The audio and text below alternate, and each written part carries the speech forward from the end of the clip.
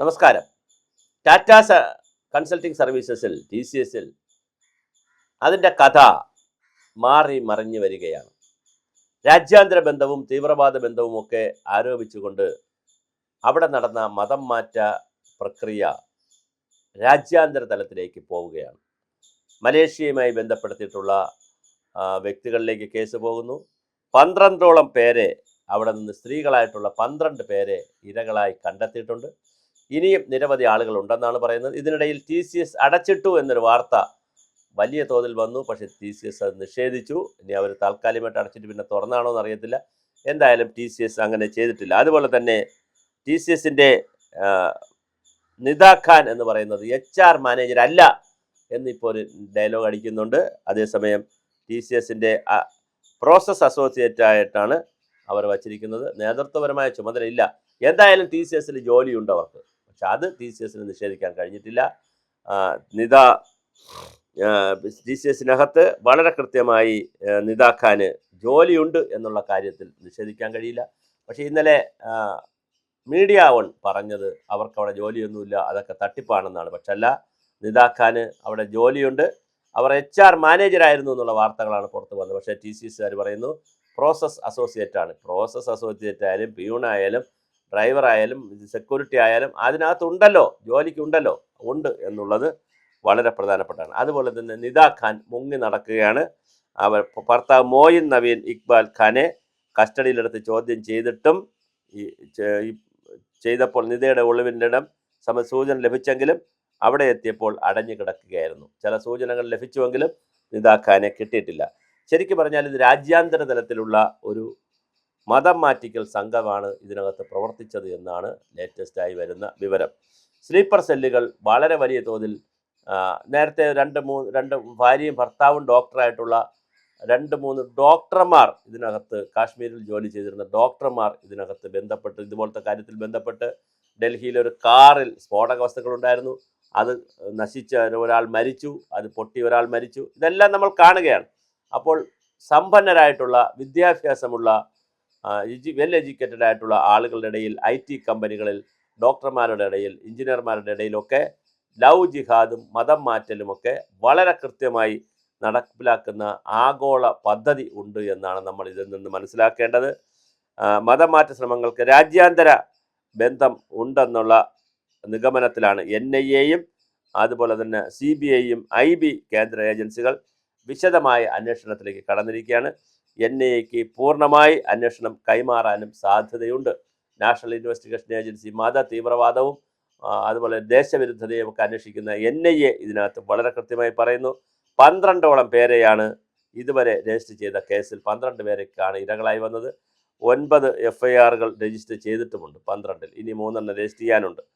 ഡൽഹി ചെങ്കോട്ട സ്ഫോടനത്തിൽ white collar ഭീകര മൊഡ്യൂളാണ് പ്രവർത്തിച്ചത്. സമാനമായ രാജ്യാന്തര ബന്ധങ്ങളുടെ കോർപ്പറേറ്റ് ജിഹാദ് മൊഡ്യൂൾ. അപ്പോൾ നിങ്ങൾ ആലോചിച്ച് നോക്കൂ, ഡോക്ടർമാരുടെ ഇടയിൽ, നഴ്സുമാരുടെ ഇടയിൽ വൈറ്റ് കോളർ ജിഹാദ്, പിന്നെ കോർപ്പറേറ്റുകളുടെ ഇടയിൽ IT ജിഹാദ്, അതുപോലെ തന്നെ കോർപ്പറേറ്റ് ജിഹാദ്. എന്തൊക്കെയാണ് നമ്മൾ കേൾക്കുന്നത്, എന്തൊക്കെയാണ് നമ്മൾ കാണുന്നത്? വൻകിട സ്ഥാപനങ്ങളിൽ പ്രവർത്തിക്കുന്ന കോർപ്പറേറ്റ് സ്ഥാപനങ്ങളെ ലക്ഷ്യം വെച്ചുകൊണ്ടുള്ള പ്രൊഫഷണൽ ഉൾപ്പെടെയുള്ള സംഘങ്ങൾ രാജ്യത്ത് രഹസ്യമായി പ്രവർത്തിക്കുന്നുണ്ടെന്ന് ഏജൻസികൾക്ക് നേരത്തെ തന്നെ വിവരം കിട്ടിയിരുന്നു. ചെങ്കോട്ട സംഭവത്തിന് പിന്നിൽ ഡോക്ടർമാരുടെ സംഘമായിരുന്നെങ്കിൽ ഇവിടെ IT പ്രൊഫഷണലുകളുടെ സംഘമാണ് ഇതിനകത്ത് വന്നിരിക്കുന്നത്. ഇത് സംഘടിത മതപരിവർത്തനമാണെന്ന് മഹാരാഷ്ട്ര മുഖ്യമന്ത്രി ദേവേന്ദ്ര ഫട്നാവിസ് കഴിഞ്ഞ ദിവസം സൂചിപ്പിച്ചിരുന്നു. വളരെ കൃത്യമായ അന്വേഷണമാണ് നടക്കുന്നത്. ഒരുപക്ഷെ കേരളത്തിലായിരുന്നെങ്കിൽ ഇത്തരം അന്വേഷണം നടക്കുമോ? ഇത് ഒരു സാധാ കേസ് രജിസ്റ്റർ ചെയ്തിട്ട് എന്തെങ്കിലും അന്വേഷണം നടത്തുമോ കേരളത്തിലായിരുന്നെങ്കിൽ? ഒരു കാരണവശാലും നടക്കാൻ സാധ്യതയില്ല. ഇവിടെ എത്രയെത്ര കേസുകൾ വരുന്നു, എത്രയെത്ര കാര്യങ്ങൾ വരുന്നു. സൈബർ ബുള്ളിങ്ങിനെ കുറിച്ച് വല്ലാതെ നമ്മൾ ബഹളമുണ്ടാക്കുമ്പോഴും സ്മൃതി പരുത്തിക്കാട് ഇന്നിപ്പോൾ ഒരു ഫേസ്ബുക്ക് പോസ്റ്റ് ഇട്ടിട്ടുണ്ട്. അവർ മീഡിയ വണ്ണിൽ പ്രവർത്തിച്ചപ്പോഴും, റിപ്പോർട്ടർ പ്രവർത്തിച്ചപ്പോഴും, മാതൃഭൂമി പ്രവർത്തിച്ചപ്പോഴും ഒക്കെ ഇതുപോലെ സമാനമായ സൈബർ ബുള്ളിങ് വന്നു. അപ്പോഴെല്ലാം അവർ കേസ് കൊടുത്തിട്ടുണ്ട്. പക്ഷേ കേസ് എങ്ങും എത്തിയിട്ടില്ല. മുഖ്യമന്ത്രിക്കെതിരെ സ്വർണം കട്ടവനെന്ന് മറ്റോ ഏതോ ഒരു ചെറുപ്പക്കാരൻ ഇട്ടപ്പോൾ 24 മണിക്കൂറിനകത്ത് കേസ് എടുത്തു. അപ്പോൾ കേരളത്തിലാണെങ്കിൽ, ഞാനൊരു ഉദാഹരണം പറയും, കേരളത്തിലാണെങ്കിൽ ബയാസ്ഡ് ആണ്, വൺ സൈഡഡ് ആണ് കാര്യങ്ങൾ.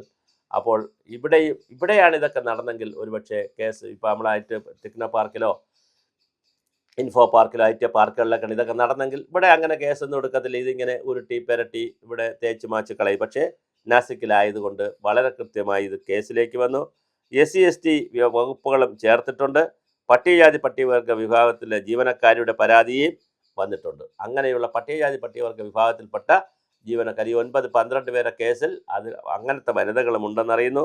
ഡാനിഷ് TCSലെ ഡാനിഷ് ഷെയ്ഖിനെതിരെയാണ് ജീവനക്കാർ ലൈംഗിക പീഡനം, മതവികാര വ്രണപ്പെടുത്തൽ തുടങ്ങിയ പരാതികൾ ഉന്നയിച്ച് ഡാനിഷിനെ അറസ്റ്റ് ചെയ്തിരുന്നു എന്നുള്ളതാണ്.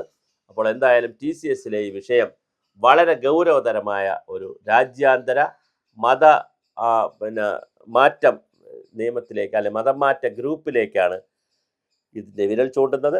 അത് വളരെ വലിയ പ്രധാനമാണ്. ഇതിനകത്ത് കൂടെ പോകുന്നതാണ് മത തീവ്രവാദവും. അപ്പോൾ മത തീവ്രവാദവും മതം മാറ്റവും നിർബന്ധിത മതപരിവർത്തനവും ഒക്കെ വളരെ വലിയ ഗുരുതരമായ തെറ്റുകളാണ്. പക്ഷേ ക്രിമിനൽ കുറ്റങ്ങളാണ്. അത് കോർപ്പറേറ്റ് ജിഹാദ് എന്ന പേരിൽ കോർപ്പറേറ്റ് മേഖലയിലും വൈറ്റ് കോളർ ജിഹാദ് എന്ന പേരിൽ ഡോക്ടർമാരുടെ മേഖലയിലുമൊക്കെ വളരെ കൃത്യമായി നടക്കുന്നു എന്നുള്ളത് വളരെ പ്രധാനമാണ്. പണത്തിനും അധികാരത്തിനും ലൈംഗിക ആവശ്യങ്ങൾക്കും വേണ്ടി വനിതകളെ നന്നായി ചൂഷണം ചെയ്യുന്ന ഒരു സംവിധാനമാണുള്ളത്. പണം കിട്ടുമെന്ന് മനസ്സിലാക്കിയാൽ ഇതിനകത്തൊക്കെ ചെന്ന് വീഴുന്ന വനിതകളും കുറച്ച് പേരെങ്കിലുമുണ്ട്.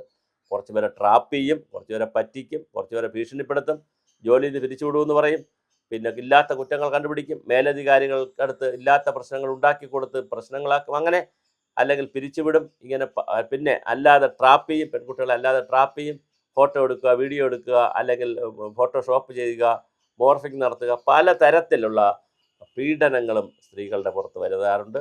അപ്പോൾ അതുകൊണ്ട് തന്നെ പലരും ഭയപ്പെട്ടു പോകും ഇതൊക്കെ പുറത്ത് പറയാൻ. ആരെങ്കിലും ഒരാൾ പറയുകയോ അല്ലെങ്കിൽ ഒരു മരണം നടക്കുകയോ ഒക്കെ ചെയ്യുമ്പോഴായിരിക്കും ചിലപ്പോൾ ഇപ്പോൾ അഞ്ചരക്കണ്ടി ഒരു മരണം നടന്നപ്പോഴാണല്ലോ, നിതിൻ രാജിൻ്റെ മരണം നടന്നപ്പോഴാണ് പലതും പുറത്ത് വന്നത്.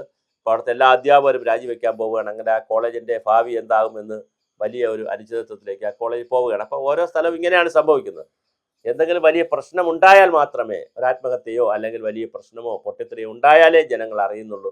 അതുവരെ ഇത് സാഹൂതം സംഘർഷം അകത്ത് വളർന്ന് പന്തലിക്കുകയാണ് എന്നുള്ളതാണ് വളരെ പ്രധാനം. എന്തായാലും മത തീവ്രവാദവുമായിട്ടുള്ള വലിയ ബന്ധത്തിലും മതം മാറ്റ ബന്ധവുമായിട്ടാണ് TCSന്റെ കഥ വന്നുകൊണ്ടിരിക്കുന്നത്. കോർപ്പറേറ്റ് ജിഹാദ് എന്ന് പറയുന്ന പുതിയ ഒരു ടെർമിനോളജി കൂടി നമ്മുടെ വികസന രംഗത്ത് വന്നിട്ടുണ്ട്.